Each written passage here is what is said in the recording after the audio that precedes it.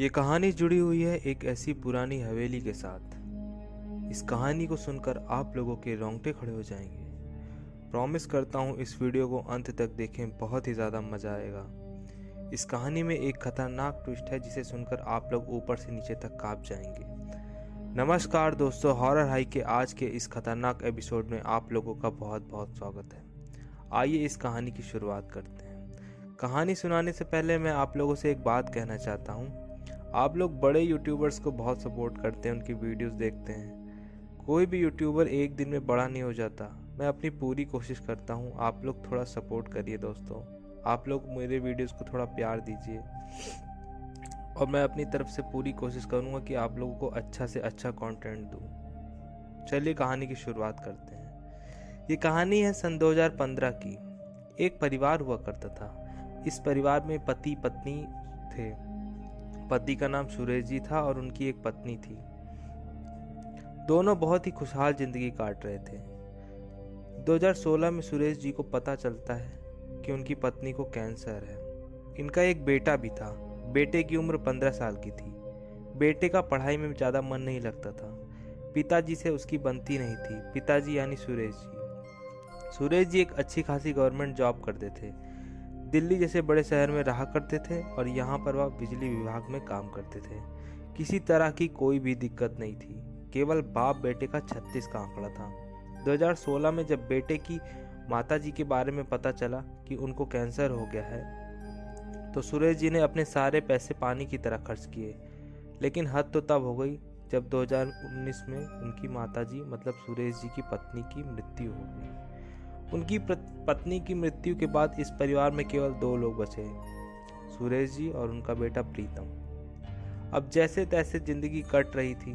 जिंदगी के और 3 महीने बीते, यानी कि अप्रैल का समय आया और सुरेश जी का ट्रांसफ़र हो जाता है। ट्रांसफ़र होता है राजस्थान के एक छोटे से गांव में। वह खुश थे क्योंकि इस राजस्थान के छोटे से गांव में उनकी फैमिली रहा करती थी। फैमिली का मतलब रिश्तेदार, थोड़े दूर के रिश्तेदार।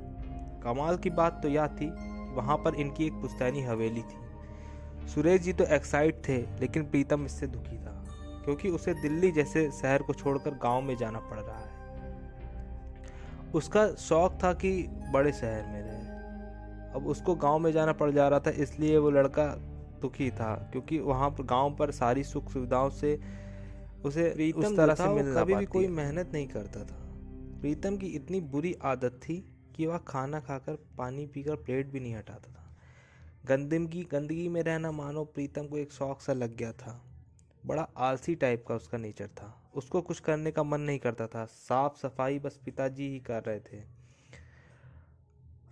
वो अपने बेटे के साथ एडजस्ट कर रहे थे क्योंकि उनका जो बेटा था उनकी कोई भी बात नहीं सुनता था और केवल ऐसे लड़कों के साथ घूमता था जो आवारा टाइप के लड़के थे, जिसको पढ़ाई लिखाई दुनियादारी किसी चीज़ से मतलब नहीं था।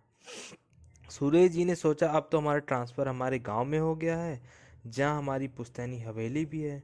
उन्होंने सोचा अब तो मेरा जो बेटा बिगड़ा हुआ है अब ये गांव में जाएगा, वहां की से हवा लगेगी तो वहां पर अब सुधर जाएगा। ट्रांसफ़र होने के 1 हफ्ते बाद इन लोगों ने अपना सारा सामान बांधा और पहुंच गए गाँव। राजस्थान के छोटे से गाँव में पहुँच गए जहाँ इनकी हवेली थी। वहाँ पर इनके कुछ रिश्तेदार मिले, उनसे बढ़िया बात भी हुई। उन्होंने सोच लिया कि अब हम अपनी उस हवेली में रहेंगे। इतनी बड़ी हवेली, सोचा कि अब हम आ तो गए हैं, अब हवेली खाली रहेगी, अब हवेली में रहेंगे। हवेली उनकी काफ़ी बड़ी थी। अब वो दोनों हवेली में प्रवेश करते हैं, सुरेश जी और उनका लड़का प्रीतम। यहाँ पर देखकर थोड़ा सा हैरान हुए कि हवेली की हालत बहुत ज़्यादा बिगड़ी हुई थी। सुरेश जी सोचते हैं अब तो जैसे तैसे आ गए हैं, अब सुबह ऑफिस जाएंगे, उसके बाद ही आकर इस हवेली की साफ़ सफाई में हाथ बटाएंगे। उसमें मेरा बेटा तो कुछ करेगा नहीं, तो कुछ रिश्तेदारों से बात करूँगा। कोई अगर हाथ बटाएगा तो अच्छी बात है, नहीं तो मैं अकेले ही करूँगा। ये सब सोच के वो सोने चले गए और सोने का इंतज़ाम तम सब बढ़िया हुआ था और दोनों लोग सोने चले गए। प्रीतम अलग कमरे में और सुरेश जी अलग कमरे में। प्रीतम को दूसरी तरफ नींद ही नहीं आ रही थी। वह परेशान था, इरिटेट था। गांव की हवा देखकर उसे यहाँ का माहौल बिल्कुल भी अच्छा नहीं लग रहा था क्योंकि उसे शहरी लाइफस्टाइल की बहुत ज़्यादा आदत पसंद थी। उसे मतलब शहर में रहना बहुत पसंद था। अब क्या होता है, प्रीतम और सुरेश जी बढ़िया अपने सोने का जुगाड़ कर लेते हैं। सुबह होती है, सुरेश जी अपने ऑफिस चले जाते हैं। ज्वाइनिंग करने के लिए लगभग 11 बजे के आसपास वो चले जाते हैं। अचानक हवेली का दरवाज़ा कोई खटखटाता है।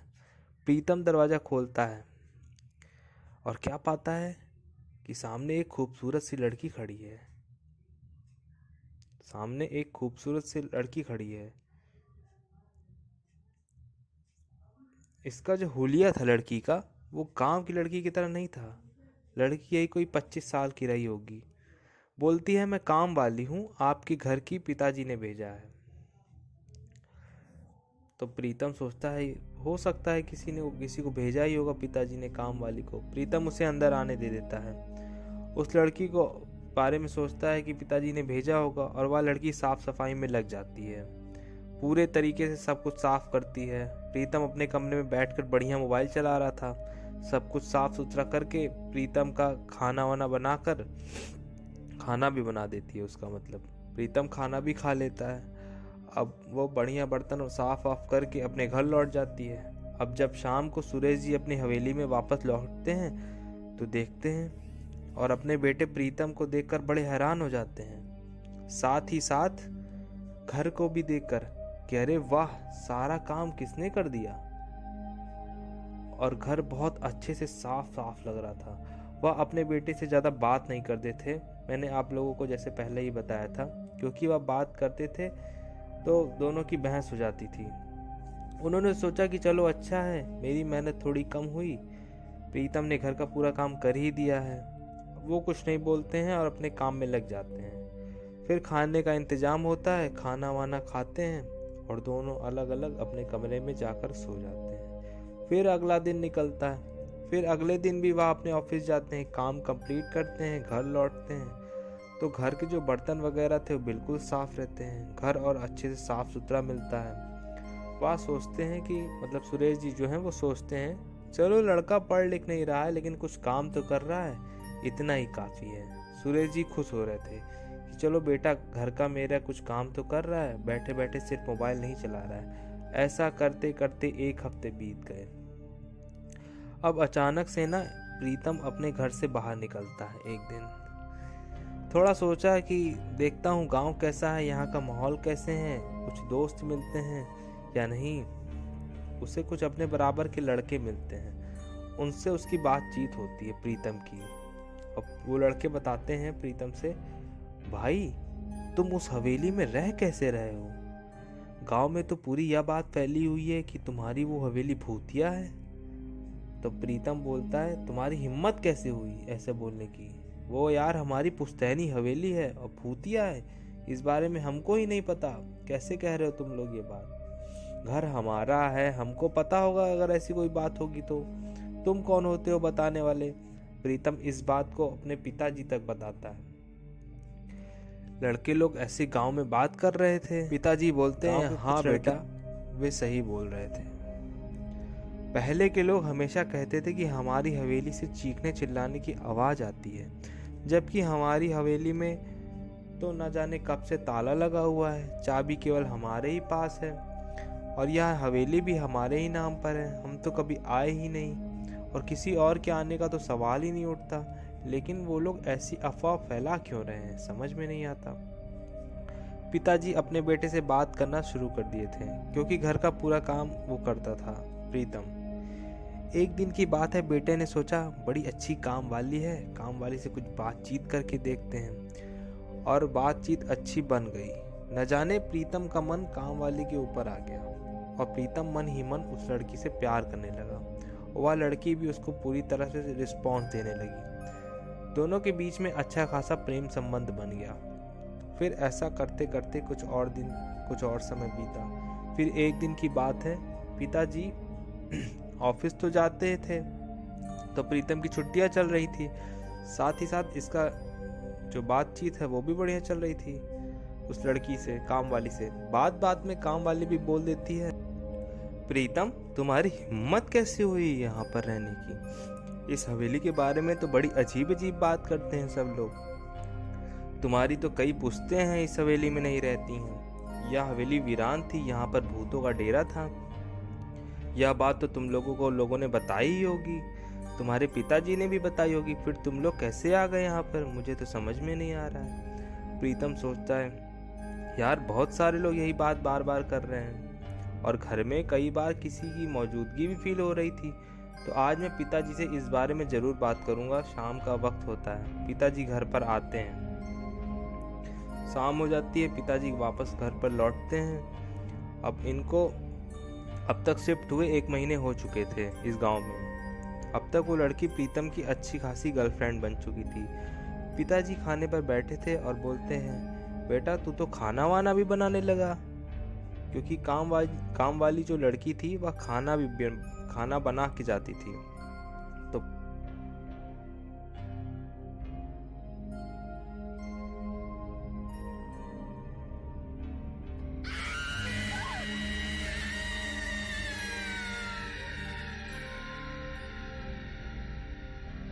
कौन है? कौन है?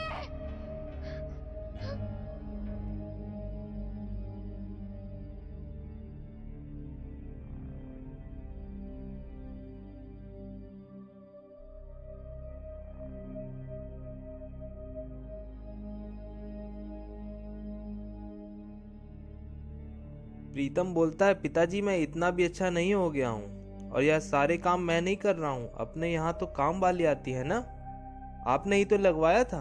पिताजी बोलते हैं, कौन काम वाली?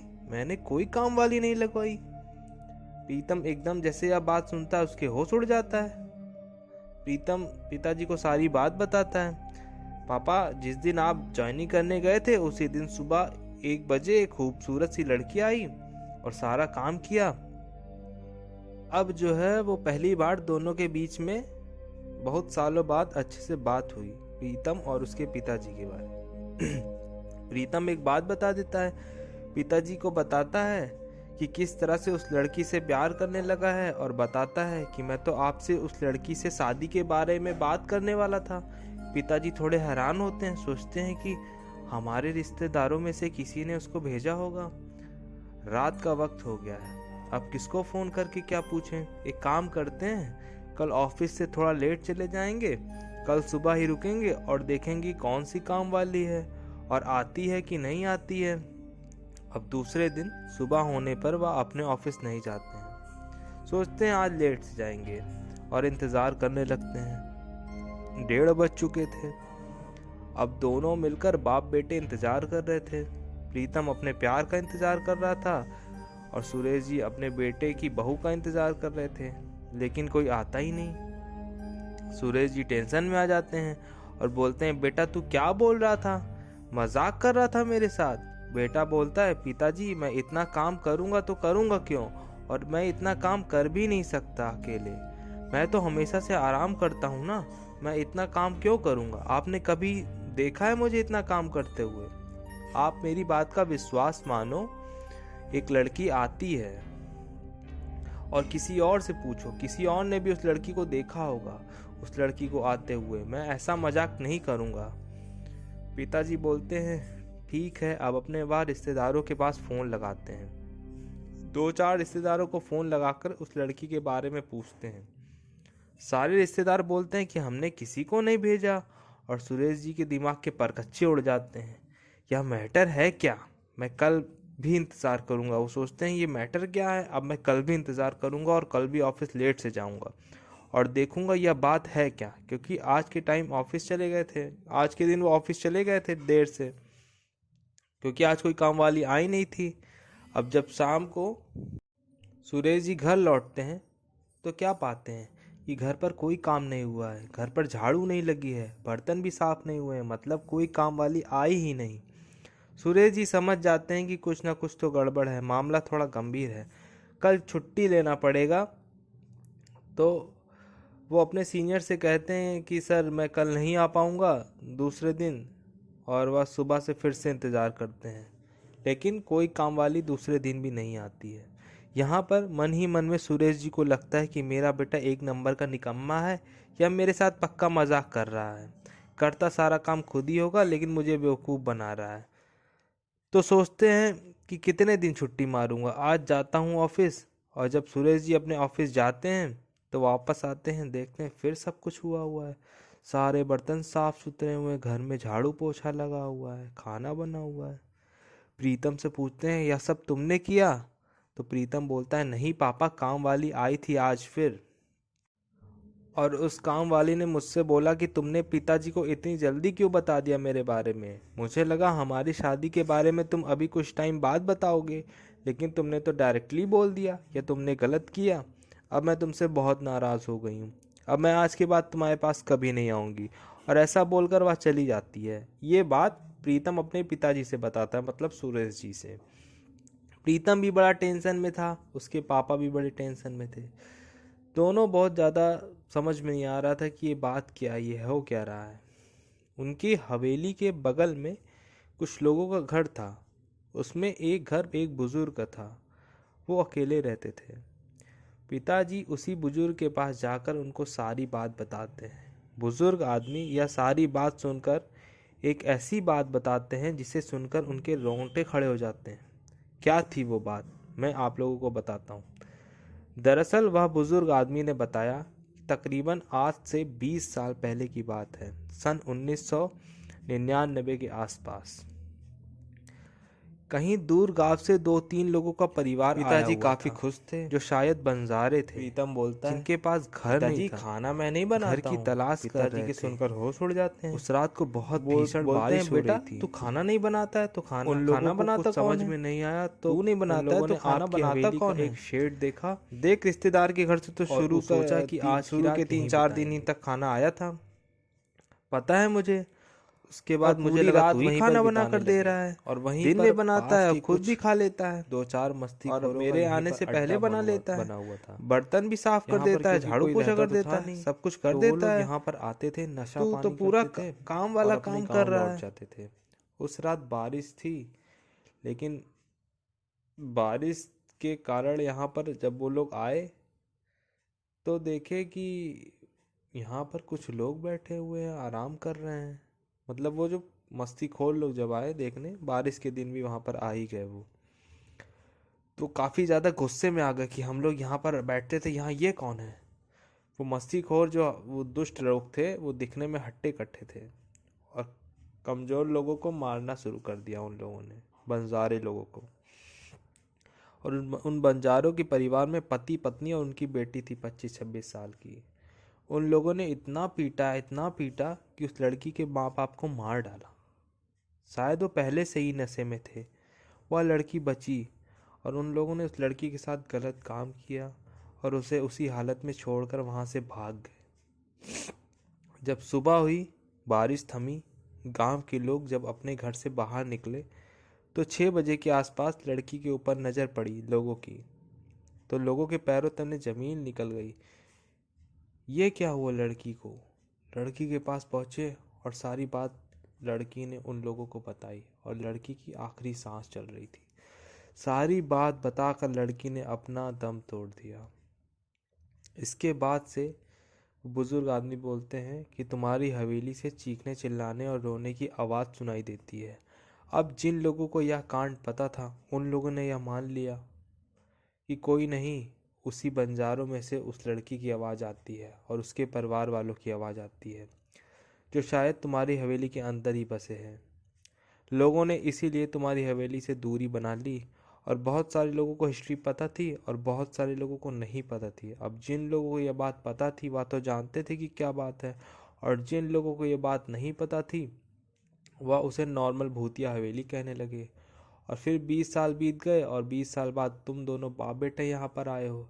अब जब तुम यहाँ ये बात बता रहे हो तो मुझे यकीन है कि जो लड़की है वह कोई और नहीं, वह उन्हीं बंजारों की ही लड़की है, जो उस दिन तड़प तड़प कर बेचारी मर गई। लड़की जवान थी, उसके मन में कोई अधूरी ख्वाहिश रह गई हो, शायद कोई खुशी अधूरी रह गई हो। वो ख्वाहिश को लेकर तुम्हारे पास आई और शायद उसकी और वह तुम्हारे लड़के से अपनी ख्वाहिश के चलते मिली हो, और जब तुम्हारे लड़के ने उसका दिल दुखा दिया है तो इसमें अब हम कुछ नहीं बोल सकते। अब आगे तुम्हें क्या फैसला लेना है वह तुम जानो। वह दिन था जब सुरेश जी ने तुरंत यह फैसला लिया कि अभी के अभी अपनी उस पुश्तैनी हवेली को छोड़कर यहाँ से चले जाएंगे। उन्होंने अपनी हवेली में ताला लगाया, जरूरी सामान लिया और अपने रिश्तेदारों के घर पहुँच गए और सारी बात बताई और वहाँ पर 1 हफ्ते तक रुके। उसके बाद उन्होंने एप्लीकेशन दिया, चेक वगैरह लगाकर उन्होंने अपना ट्रांसफ़र किसी और गांव में ले लिया। इस घटना को आज अप्रॉक्स 4 साल बीत चुके हैं। 4 साल के बाद भी उन्होंने यह घटना दुनिया के सामने सोचा कि ये बात दुनिया के सामने आनी चाहिए। प्रीतम ने सारी घटना मुझे इंस्टाग्राम पर भेजी।